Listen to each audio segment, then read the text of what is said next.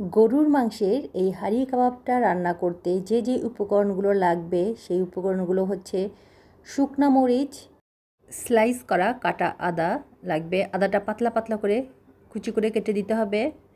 সেই সাথে লাগবে আস্ত শুকনা মরিচ,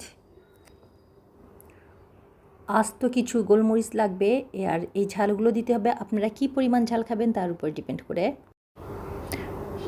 রসুনও লাগবে, আস্ত রসুন, এখানটায় 6টার মতো রসুন আমি ছিলে দিয়েছি। আর প্রত্যেকটা উপকরণ নিয়ে আপনার আস্ত কেটে দিতে হবে, কোনো বাটা মশলা ইউজ করা যাবে না, তাহলে টেস্টটা কিন্তু ডিফারেন্ট হয়ে যাবে। আর মূল রেসিপিটি যদি দেখতে চান অবশ্যই আমার চ্যানেলে দেওয়া আছে, ফুল ভিডিওটা দেখে নেবেন।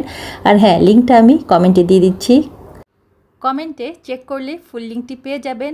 আর হ্যাঁ, এই রেসিপিটা যদি রান্না করেন তাহলে ট্রাস্ট মি, এইবার ঈদের বেস্ট রান্নাটা আপনারই হবে, এবং সেটা হচ্ছে গরুর মাংসের হাঁড়িয়া কাবাব। ধন্যবাদ।